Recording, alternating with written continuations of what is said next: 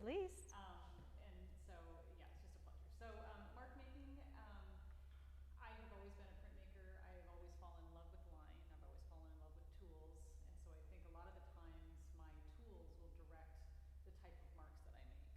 And so, be it what you will, I think that those tools can be a variety of different types of marks. Other people would say that you're limiting yourself to those tools.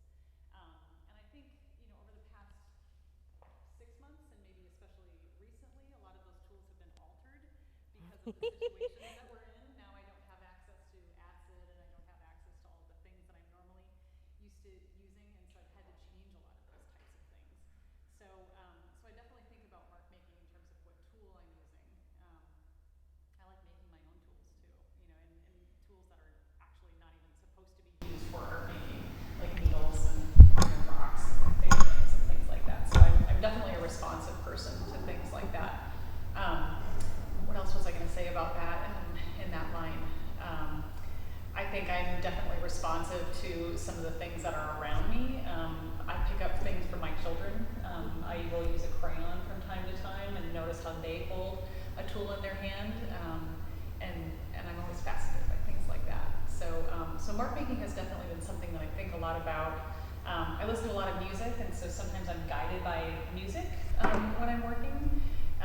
And a lot of the times having mark making is such a huge part of my practice. Even just listening to the sound of that mark on paper or on another surface where it's like a gestured piece of paper, it's different. And so I hesitate to even think about some of the things that I want to maybe have in the background. I love listening to that sound, and I definitely respond to the sort of metronome of mark making as I work. So that's my response. I love listening to you talk. I also want to begin with saying thank you, Kim. Kim and I have, as you said, 15 years. We were in school together and had rich, wonderful conversations late night in the studio. And even throughout, we've gone to each other's classes and given lecture pre-pandemic, and we talked about each other's work. So it's really nice to be sitting here and having a talk with you and returning to some sort of normalcy, and the world can burn and we can still sit in a room and talk art even. So that feels really, really special, so thank you. I love this question about mark making. It's something we share a deep passion for together, and I think our work has, over these years, one of the things I love is that we've run alongside and worked apart and run alongside in the way we build our images, but this idea of mark and this idea of touch has always been from the beginning. With mark making specifically, if I'm thinking about the type of mark that exists in my current work, these short staccato geometric marks that are kind of built again and again and again, that's been in my work for maybe, I'd say it really came to prominence 6 years ago. And it kind of came through the back door. It was something where I had thought of myself as an artist who worked really intuitively. I would slap paint on, sand it back, kind of build these materials, and the composition would be very physical and respond.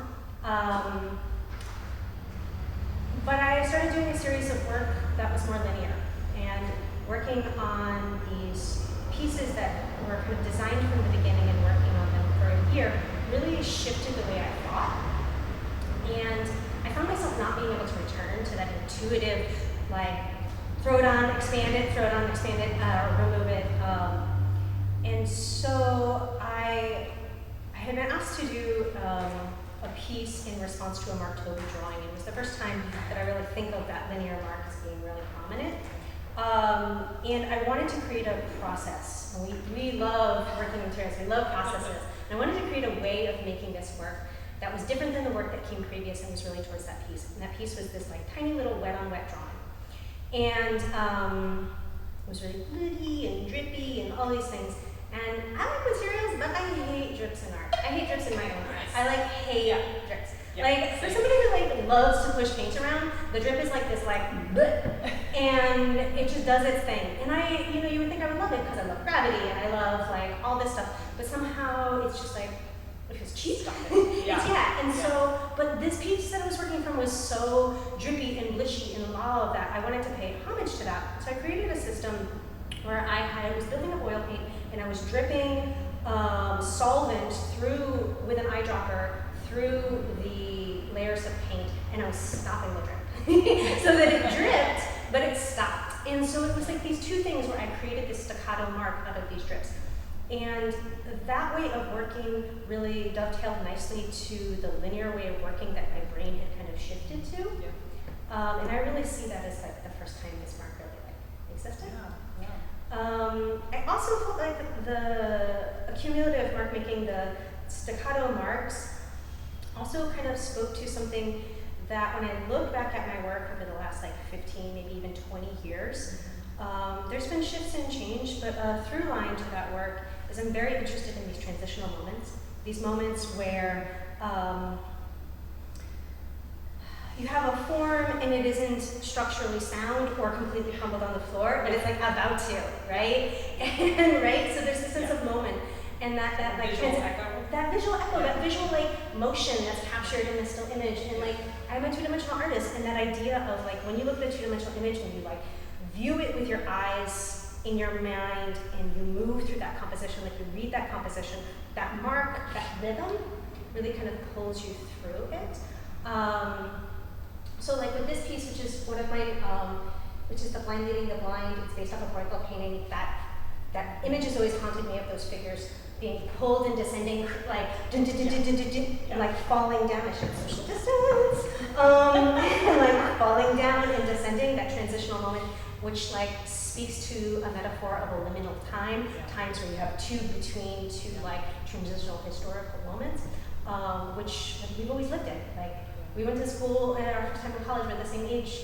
So our first time we were in college was like 9/11, Iraq War. We've lived in these like seminal like transitional moments. So Got married, had kids. Got married, had kids, like yeah. Like, taught at the same places, sort of at the same time. It's been kind of a journey for both of us. Which is, and I think I discovered a lot of materials and tools through you. Not necessarily looking at what you do, but guessing. Like, I wonder if she does it this way, or and I think one of the things that you and I both love, and we don't have to go into it, is tape. Oh my god. Yeah, Kim gave me this huge box of tape. She knows I love tape, and she gave me this massive box of tape that I like. Oh my god, it was so useful. Like so many, like I know. Tape. Yeah. Tape. Yeah, and I think that's like that's that mark. It's that tactile kind of feeling of making the mark. I also think with the mark, one of the things I think we intuitively always have is, yes, there's a mark, but we love that particularly, like I've always admired that about your work, is that removal. Yeah. Like the indirect mark. Yeah. I think, and I can go on in more detail about this later on, but I think you're more of I consider you more of a direct artist, like where you have direct contact with what it is that you're making on the surface, and I keep kind of an arm's length distance away from that a little bit, as far as I can, but still make a mark. And I think that is what guides me as a printmaker, where I think in traditional printmaking, especially etching, you make a plate that makes something else. I'm not directly drawing on top of a piece of paper or making marks on top of the surface like you would. So I think there's that. I love that separation, and we'll talk a little bit more about that later on. But I think that's something that we definitely differ a little bit. Yeah. But I live through you. Yeah. I always like. So I always feel like I love the sense of touch, but I also don't like my hand, right? Yeah. Like you know what I mean? Like it's the tape. It's you use the tape to do it, right? I agree. And I always think that like you're a printmaker, so or identify as a printmaker, and so there's that removal. But I always love that idea of how we can like come up with removals, even when it's a direct method.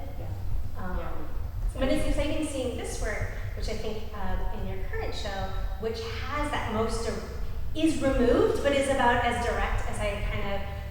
I mean, I've seen you make a lot of direct work over the years, but that I think as a full-on fledged body of work, is really kind of fascinating. Well, it's definitely been an experiment, and I think those are some of the things that I really encourage whenever I work. It's just the idea of experimenting through just through work. And I think a lot of the times that comes about because of education. Mm-hmm. And I think over the past couple of months, I had to make some work for, or I had to make some videos for the University of Washington, the School of Art, and I made some YouTube videos for the printmaking students on how to print at home. Mm-hmm. And of course, I can't show them how to use a press because no one has a press at home, and I can't show them how to use ink because, you know, we're not doing oil-based ink and things like that. So there are some things that I did talk about, which one of those was using carbon paper as a way of making an indirect mark. And I, you know, while I was doing the video, of course, you know, it's right there in the moment. I've maybe experimented once or twice, but I was filming it, and if the students could have only seen my brain explode with enjoyment while I was showing this new technique to me and to them, I thought, oh my gosh, I am just in love with this, and they have no idea. And I think things like that, you know, I'm experimenting, but my guard is down. And I love that moment of where I'm no longer in my own head, but I'm thinking through the eyes of my students and what they could, you know, possibly be doing. And I think these are out of the ordinary materials. I mean, I'm not used to using things like carbon paper because that's from an office supply store, you know. But I'm encouraging all of those types of things in my own work now. Now that we don't have access to a lot of those types of things, and you know, quite frankly, my kids have a lot of art supplies too that they've worked their way into my own work. You know, I think I did a drawing on a piece of butterfly paper that I sort of love. And I'm thinking, do I cut it out of this butterfly paper, or do I just leave it? And, but I definitely think experimenting has been something that I've really enjoyed over the past couple of months, and I've really allowed myself to experiment more and more about that. Yeah, I feel like that has always been such a big part of your work. I mean, and I'd love to hear you talk more about like kind of experimenting, because I think that that's something we also share as artists. Like, well, I mean, I think so. One of the things that I have really pushed is the idea of working with silk tissue, especially in this body of work, because it's a paper that is so unusual, but yet it's so fragile. I mean, it's like working with a piece of tissue paper or toilet tissue. And yet, one of the things that I love doing to something like that is to not, I mean, because this is paper that you can throw up in the air and blow it around. And it's expensive, and so it has this like fragility behind it that I love. But with the current work, I made the decision to make prints on top of this silk tissue in a way that I hadn't done before. It's a way called paper lithography. And so all of these pieces of silk tissue that I later collaged with, they have been heavily printed, so they've been saturated with water, saturated with gum arabic, saturated with oil-based ink. They've gone through the printing press under an enormous amount of pressure. Then they've been heat dried under, you know, a heat dryer, and then they've been stacked and cut out into tiny little pieces. And then I glue them back onto this piece of paper. So they've been through this journey that I love forcing that fragility, that fragile piece of paper through this adventure to finally make it onto a mounted piece of paper. And I think, you know, I don't think I could have gotten there without kind of doing all of the work beforehand. So that experimentation has sort of led me to working with silk tissue in just such an unusual way. And the marks that I make on that silk tissue, we'll talk a little bit more about too, because they are sort of interesting in a way, but I've fallen in love with just forcing things to be back together again, by cutting things up and then forcing them to be back together, that information. You know, I just get such a kick out of it. It's almost funny to me. Like I just force these things to go through this process, and then I sort of force them back onto that piece of paper. Yeah, totally. Yeah. So I have a question that sort of talks a little bit about physicality of your work, because in addition to this piece, you have a lot of mounted pieces, and I think a lot of your work talks a little bit about, you know, it speaks to the level that things are not necessarily flat. And I love the fact that you've kind of come off the wall a little bit and you've gone onto the floor in some cases. So, so the question that I have is how does the physicality and harnessing this physicality of materials play into envisioning the work, making the work, and then the extension of the work post-completion, so like after you're done with it. What are your thoughts around that? Yeah, I mean, I think that I love that question. Thank you, because I think my work and the ability to make something through touch and make something through intuition over an extended period of time is really kind of a through line of my work. With this recent body of work, they're plaster. They are similar to a piece like this. They are made over not a week, but like months. And there's a lot of experimentation that goes before that, which has been kind of amazing. So one of the things that I think is in my studio that, or in my studio practice, is that idea of kind of like, okay, what if? Go into my studio and say, okay, I want to try this new material. And I learn how that material works, I play, and this is something we share, like I love to... We put the work in. Yeah, and break it, and small it, and sand it, and like just kind of like say, okay, what happens if this, and these little ideas like of materials will like invade my little brain in a seed. So when I was in school, like 15 years ago, I took a printmaking class, and I think it was Claire made a comment that she had like printed in plaster, and I was just like, oh, you can print in plaster. Oh, plaster can print. Okay. All right, I will put that aside. And so what I mean by print by plaster is that I build a mold that has a dry point, and it can have an etching, it can have a monotype in it, so many different types of printmaking processes. And you pour wet plaster into it. And plaster is so tiny and small, like the paper, that it goes in and it's absorbent, and it lifts that that print, like as if you take paper and smush it through a press. You don't throw the plaster through a press. And I loved that idea. It just kind of lingered with me because I love paper, and I love both the fragility but also the flexibility of paper.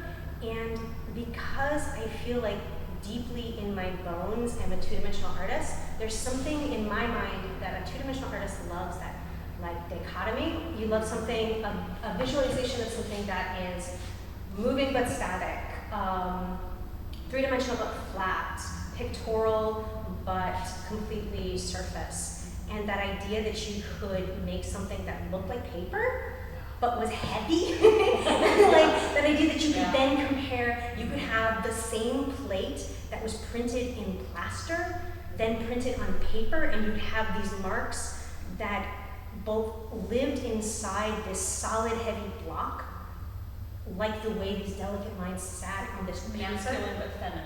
Yeah, this just like this like physicality of weight. Like weight is I love visual weight. Like I love visual weight. And like when you compare visual weight to the material weight, that's just like that's thrilling. And so it's been in my mind for a really long time. And like so many things that happen with materials, like these ideas gestate. So I actually started printing in plaster over 10 years ago. I loved what they looked like. If you go to my studio, there's still plaster blocks like that are covered with dust that almost make it to the dump all the time. And then I never fully take them out to the car and drive to the dump with them, which is good. And then it doesn't I made them, but I didn't have what I wanted to say with them, right? Like, so there's that marrying of a process and a technique and a mark with the physical content that really can make it more than the sum of its parts. And so then I think maybe about 5 or 6 years ago, I was doing like painting directly on plaster. So I was like built this, and right before Etta was born, my daughter, so they had these like kind of staccato marks that almost had this DNA look, which is amazing because I'm looking at this stunning Jacques Chartier piece, and like, that piece like echoes in my brain, right? And that so I had my own kind of like homage to my daughter, and in those plaster pieces, but it never really felt like it was like the moment to be plaster. Well, because when you have kids, there are a lot of things that are marks. You know, it's like you wait 9 months, and then you wait for them to do this, and then you wait X amount of months to do that. And I think that's one thing, and I hate to interrupt you, but I think that you definitely measure time visually. And whether or not it's specifically time, but it's moments. And I always admire that about your work. and that's like at this point, like that, like whether I wanted to be that artist or not, like that's our lives right now, right? Like, Yeah. you know, your brain is what your brain is, but you are still hand making work. Yeah. And that is a good moment for all moments. Like, I mean, there's nothing really different than having any distraction or any full-time job and being an artist, or living during a pandemic and being an artist, or being a mom and being an artist. Your brain, like, you have to find a way to like work through the highs and the lows, and that like rhythm of that kind of thing. Yeah. So the plaster and the physicality, I think that has also been a way that I deal with this idea of off balance, and there's both the weight of the materials and the weight of these forms, and they're always kind of like, and so, yeah. I have a question for you.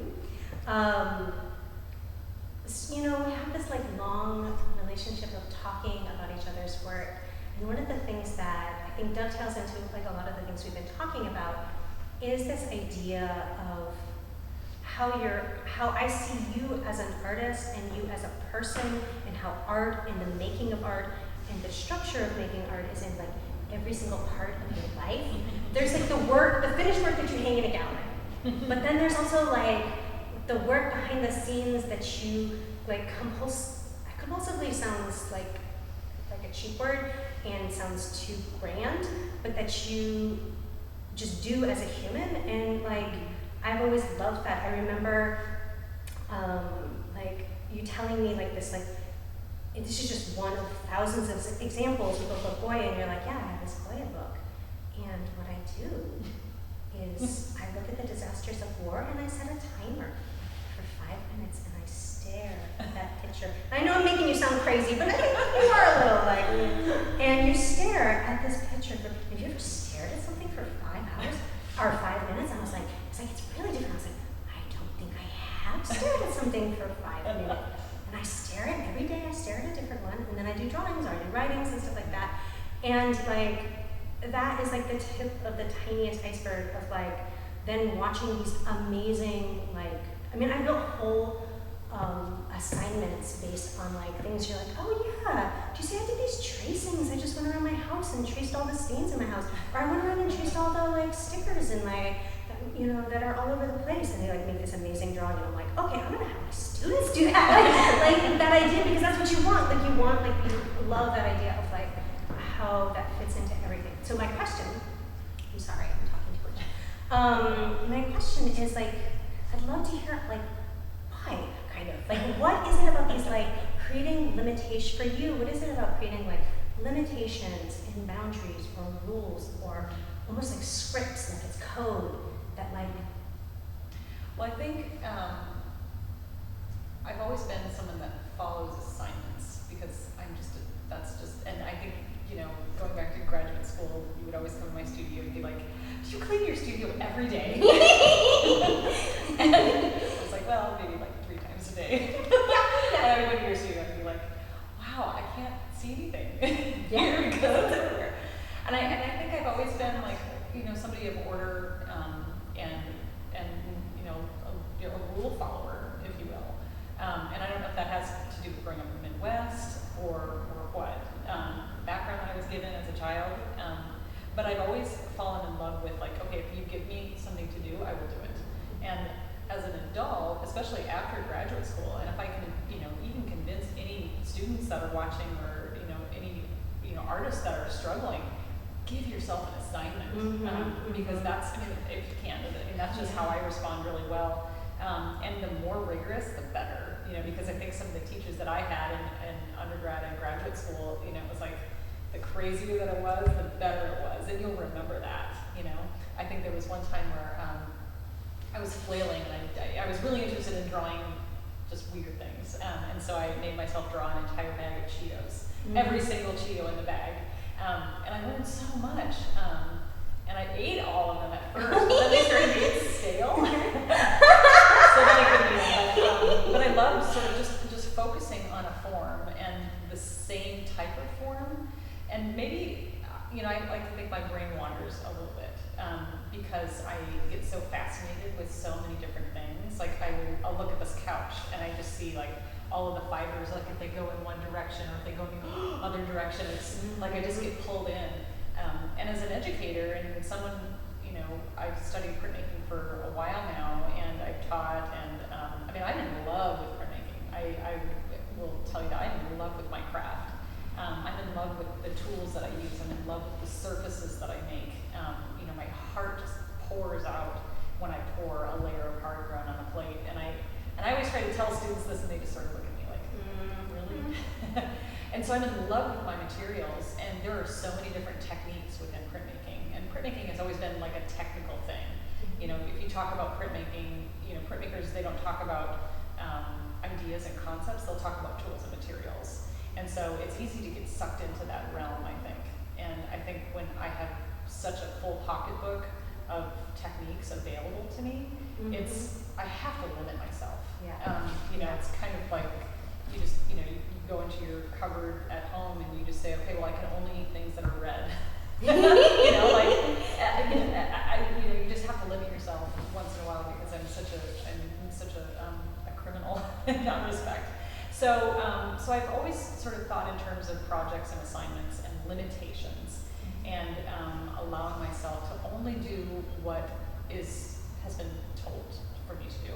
And I think with this current body of work, you know, I never set out to just say, well, these are going to be black and white and sort of these lighter tones, or I can only use things that are printed via a press and onto sewn tissue or carbon paper, but that at least is limiting in some degree. I mean, it's not like I came and took markers and, you know, acrylic paint and the whole gamut on top of these.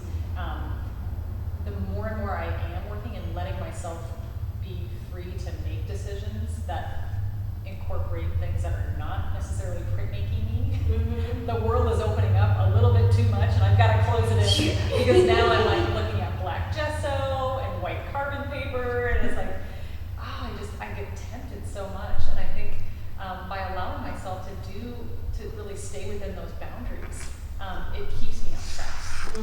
And I think that went into a lot of things about making this body of work. And I did make them just one at a time. You know, and I think it's tricky for me to start to think about like making, like starting 20 pieces and then working on them continually. I'd like to have a relationship with each piece. And the relationship that I had with each piece, I was going through something at that time. And by allowing myself to have those boundaries and limitations, it allows me to have that focus. Because, you know, the things that I was printing with, so to make the collage pieces, I would start with one Xerox of a Word document that I would make on my computer, of just one line. So again, this is like back to making an assignment. So you have to make a whole body of work based on one line. Okay, so I did that. So I took a Word document, made one line on it in, you know, Word. I don't remember what font or what size it was, but I printed that out, and then you know, there's a technique called paper lithography where you can take anything that's printed out with a Xerox machine and you rub it with gum arabic and water and you roll oil-based ink on top of it, and then you can print it onto any surface. And so I did that technique once with that Word document, and I was like, that's pretty interesting. And then I took that same Word document and I put it on the Xerox machine, and I printed it 150, 200 times. Only each time it was printed, I enlarged it or shrunk it, or drug it across. And did you take that one and then reprint that one? So it was a cumulative lines, or you were making? It was they all originated from the same document. Same document. So it's like the mother, the matriarch of this project.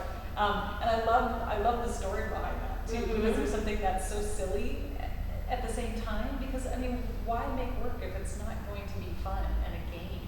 Yeah. And I love that about, I mean, I especially now where, I mean, I don't want to make stuff about dead people like I did in graduate school.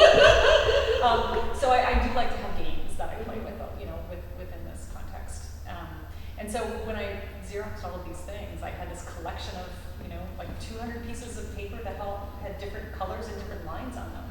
And they all originated from that one. So it's, I like that regeneration process that happens. And I think that is sort of a footnote that happens within printmaking. You know, it's the ability to take one thing and make a bunch of different things from that one thing. Yeah, and even when you're using a press, you're just like, I want to make this like, I want to like Yeah. build from this And thing. that's so yeah. ingrained in me. I mean, Mhm. maybe that's why I had twins. Yeah, I know. I Even remember. now, my kids, I had to have two. And there was the student that we both shared, and like you were at UW, and I was at North Seattle, and I was talking to him, and he was just like, "Yep, you know, Kim had kids. She's having an addition." And I was just like, I loved it. Yeah. I make that joke. I repeat Yeah. that joke to myself, even Well, though it's 5 years ago. It's, you know, when I was making this work, somebody was like, well, what is it about this Word document? Like, Mhm. why are you printing? Like, what's the big deal? That, like, doesn't it come from something? And I kind of made the decision that it's not about what the information is, but it's about what that information does. Mhm. And that has been a quote that I've kind of stuck to during this Yeah. whole period. Like And a it was mantra that you're just like, that okay. information is like I have the power, and so do you. We have the power to make information do things. Whether that information is allowed to grow or fall or lay down or disappear or wade. I love that power of taking just visual information and allowing it to just do things. Yeah, I think the mantra that I always think of is like everything is more than the sum of its parts, and so and that you live with a piece, you make the piece, and the part that the work is smarter than you, that like the work is better and smarter than you, and so you do have to be there to make the work, and that is why like I make these processes that are long and laborious, because it takes me a long time to be like, okay, I have this idea in my head of what this piece is going to be, and there'll be a blunt, very narrative, like so the blind leading the blind, like in 2016, where you have the country being like drugged down, right? And so like my concept and my idea and my core element is really clear to me.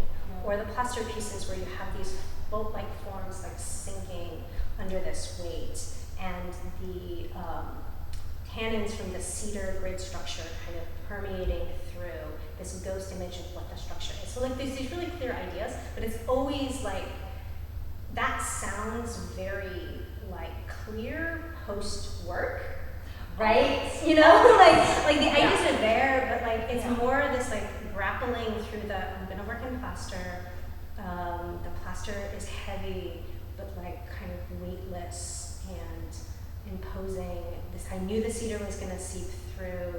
I can shape these things through they fall, and then I look at it and say, okay, now I can feel it in my body, and it really pulls all of these thoughts together, and all of this like, and then there's the time that you spend making it. Like part of the laborious process of going through and copying after copying after copying is through every pass you reconfirm like yes, this is what I'm doing, and like we have to fight for. I mean, everybody has to fight for their studio time. Every time you enter your studio, it is never given. You chose to enter that studio, you chose to be in that studio. As a mom, you chose to be in that studio rather than put your child to bed. Right?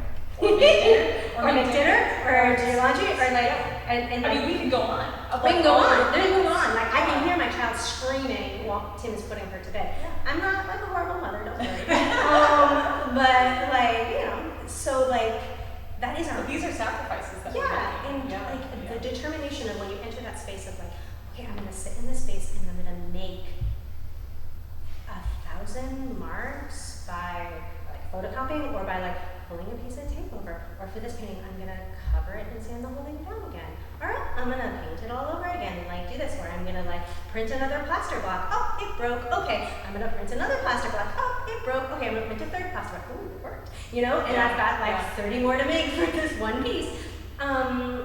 Like that time, it like reconfirms the weight of what that piece is supposed to be. So it's not about me being able to come up with an idea that makes a profound piece. It's that the piece itself took that time to make, and I like followed the piece. You know what I mean? And it's more than the sum of its parts. Like you create these systems. You follow the material. You hope that like by touching a surface over and over and over, back and forth, back and forth, back and forth, back and forth, you imbue it with presence, which is something I say to Well, myself. it's a hope with that risk. Because I always think in terms of risk and what that risk means, because I know for my work, I only started to like cut the paper if I make a mistake. Like I'll cut that piece of paper away and nobody will know, right? And I still will take risks, but even with the carbon drawings, I don't know what that mark is going to be like because it's still under there, you know. So it's kind of, I mean, maybe it's a little bit like having a child. Like you don't know what it's going to be like, yeah, like, you know. But there is something to be said about taking risks within your own work, but yet it is still your own, and you have to accept it for what it is once you've made that mark and once you've made that piece. I think a lot about this idea of the phoenix, like out of those ashes. So I'll be working on a piece, and there is that like almost second guessing yourself that if the piece comes too easily, like you haven't earned it, which I don't actually buy into for other people, but I believe it in my own studio. So if the piece comes too easily, I'm just like, oh. And so like I have to destroy that piece and then build it back up, because only then will I know that it really like earned its place to be that. Like, do I want this piece to be done? You know, that question, like, how do you know when it's done? Well, like, I'm always like, I don't think it is done. Maybe it's done. Well, I'll destroy it, and if I can get it back to that place, and I like it again, then maybe it would have been done. It would have been done. And like, you know, who knows? But, yeah. Well, we have some great questions, and there's actually one that works right into what you guys are talking about. So you've been talking about your making and your joy of the making and experimentation. What are you each looking for in terms of content with your work? And then I have a question for that as well, is when you begin, do you have an outcome in mind? So thinking of content and what you have in mind. Do you know? Yeah, you go. Yeah, I think that I think content's really important to me. Yeah. I think experimentation is the thing that drives me, but it's not the reason I show my work, right? Like I can experiment in my studio all I want, and that doesn't mean that I have earned somebody's eyeballs. And to be an artist who puts their work in a personal gallery space, I feel like it has to speak to the moment, it has to speak to my moment, it has to have something in it bigger than, it's more than the sum of its parts. So I do think that the way I've been talking about work makes it sound almost like I can just trust the work will have more. It's not that I trust the work alone will have more, but that if I keep thinking the idea, so for instance, to make things concrete, this is a piece about referencing the blind leading the blind, speaking directly to a moment in 2016 where we elected somebody and we were in chaos. We all know what I'm talking about. I'm not going to say his name. And we are dragging ourselves down. It is kind of reserved and cool cup temperature-wise and very whitewashed. And it also, I was looking at icebergs and the planet crashing and the political discourse crashing, and those are the underpinnings of the piece. The piece is layered with gum arabic, which cracks the surface so that the piece is breaking from within. Like, there is the content and there's the materiality. I mean, these plaster pieces that I'm making are like sinking into the floor. I'm not like the most subtle like person in the planet. You have these large, imposing, whitewashed, wall-like forms crumbling and soaking into the floor. I think that didn't happen. I mean, like, it didn't happen by accident. I mean, you know, a year later making these pieces, it wasn't like, I didn't like stumble into that metaphor. But I think that doesn't mean that I know what the piece's potential is. Mm-hmm. The piece is smarter than myself. And so I just don't think that, you have to hope that if I wanted to make art that was a billboard and was really direct to its content, I would make billboards. Mm-hmm. But I choose in this other sense to step back 1,000 feet and whisper scream through this medium, and like maybe that will be physically felt, and that might have a better than if I showed it like go vote like at you 1,000 times. But you know, like there's like this is our medium, right? Yeah. I'll respond to that question too. And And that was a brilliant response. I like that. You know, in terms of content, I think this body of work, I've always sort of been thinking, I've always thought about structure, and I've always thought about the structures from my childhood and structures that as a female I was sort of told to ignore. So things that were heavy and things that were for farming and things that were for construction and things that were complicated for a girl to run. And, you know, in some respects I do feel that in my line of work. I mean, not specifically to any organization at all, but there is a stigma about women and what they have potential to do. And so a lot of these pieces do have a sense of, they do have a sense of structure, but a very masculine structure, but they are heightened with that feminine wrapping around them. And so I think a lot about that ability to feminize a structure in a way that takes over that masculinity a little bit. And I think that happens with mark making. And I completely agree with your statement about you don't really know you don't know the potential of a piece until you are in the middle of it. And that in the middle of it part is both my favorite part and my least favorite part. Yeah. Because I love the game of, and I'm such a response-driven artist where I don't do mock setups for these things. I don't build a lot of, like, do you make maquettes of things? I'd love to, I don't have time, you know. But I do work on them one sort of piece at a time, where I will sort of guess where they start on the piece of paper based on maybe the previous print that I made. Like I'll take a shape from the previous print to infuse this next one. So there is a trail that allows them to have some context with each other. But I sort of allow that response method to work, and I love that game. I love the idea of taking, you know, one piece and adding on to it and saying, okay, now what's next? And then I add on to another piece and say, oh God, that was the worst decision ever. And then having to deal with that crisis, right? And I think as a parent and even as a human being, I mean, those things are a daily part of our lives, where you just don't really know what the day is going to bring, and you have to have this response effort to move about your day.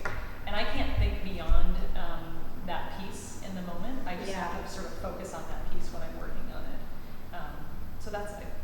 And I also think that content doesn't have to have a capital C. I mean, content is it can be the accumulation of our our lived experience. And like when I think of you as somebody who is very proud of your ability, like of frugality, and the ability to I think of you as somebody who could take a scrap of paper that you found on the street and turn it into you have the ability to beyond, I think, anybody I know, take trash and make a beautiful thing out of it, and take a small mark and make a huge process out of it. And I think that is in every part of your life and is so a part of your identity. And whether, I think it's something that you wear as as you very proudly wear as a Midwesterner, this idea that you are going to do more with less, and you're going to do it in every aspect of your life. I think that's something that is in these pieces, right? Yeah. There is that this is my. What do I have? What do I have? What is that those limitations are my power. My power, your power as an artist is that you have the ability to work within those limitations. And but don't you feel too sorry to interrupt, but don't you feel as a mother, at one point it was, before I was married and had kids, I would take 3 teaching jobs, right? And it was oh, this is all I can do. And I would, get married, and it was okay, this is all I can do. And then you take, then you have kids, and you say, okay, this is definitely all I can do. And so you just sort of learn to have what you have and not reach for anything anymore, because it's you can't, you don't want to add to your plate at this point. I feel it's so deep in you. I mean, I could think of all the examples of going to your house and being wow, she made that? that piece of furniture, she made that. And she also made all that artwork, and she also did all of this, and she also set up that whole print shop in multiple locations, and she ran her classes and did her demos. But she also built that piece of furniture. And like, I mean, that doesn't mean like, I'm not trying to have like a high art, low art, craft art thing, but I think that there is something deep in the like limit, like, yeah, it's just deep in your core, and I just like, I love it. I just like love it. Yeah. Well, thank you guys. The only other question we have is what's next for you? And unless anyone else in the chat wants to pop in some last minute questions, what's next? Do you want to go first? Yeah, I mean, you're in the middle of the show, so like you were like she has like been working, like, I mean, that question I think is like, there's always the what if, but like, come on, you're like, it's like a show of like hundreds of pieces in this room. Like, what are you talking about? Like, I just got that. But I am like many months out from a show, so I feel a little bit more introspective. You know, the process that I'm working with these plasters and wood sculptures, and then paint, and then all the other like processes that I have going, and the potential to, as I said early on, the potential to take a plate and make the marks on the plate, print it in plaster, take that same plate and print it in paper. Mm-hmm. That is an idea that has not like been fully, like, I've made pieces that do that, but I haven't made the pieces that have done that, and they've never left my studio because they're like never successful. So like, to me, I feel like I'm in a like a what if. Like, I could, there's so much, I've opened a door of materiality, lifted off the paint, and like things are just could potentially explode out if I could, you know, I'm also teaching color theory and beginning drawing and 2D, and eventually 2D design and drawing 2 and drawing 3 online. So like, there is the what if. In my studio, if I do this, and then there's the like, teaching can be really like problem solving and addictive, like problem solving, and the idea of trying to teach color theory, these tactile materials online, while it's a grind, is also kind of like, well, I wonder if I can do that. Maybe I can make this amazing class online in my spare time, and like all of those things, and still make it work. Do it too. Well, you may want to, right? Like, there's this like the potential. Yeah. For me, yeah, I mean, I'll take a little bit of a break. But I'm at like the 3-week mark, and I'm kind of getting restless. I'm getting used to going to bed at a normal hour. Yeah, all right. But I do have plans to work large, like large. Yeah, I mean, I say life size, but I'm almost 6 feet tall, so so maybe larger. Yeah, I mean, I think that these have maybe scraped the surface a little bit, but I do think that there is the potential for them to grow in scale, and then also dimensionally too. I think there's an interest in that. I am curious about working with metal. I know you I'm started kind of working with metal. a colleague at the university, and right now I'm just hammering the crap out of copper right now, which is really fun. But yeah, I think I would like to sort of think about these things in terms of just think about them differently. So I'll keep on the trajectory for sure. Mm-hmm. Great. Well, thank you both to Kim Van Someren and Emily Gherard. Thank you. Thanks everybody for watching, and have a wonderful evening. If you do have questions, you can email me at judith@rinehart.gallery.com. Check out our website, follow us on Instagram, subscribe to the YouTubes, all the things. The exhibition is up. Emily's work through the end of August, and Kim's work through September 12th. Have a great evening. Don't forget to vote. Oh, and vote!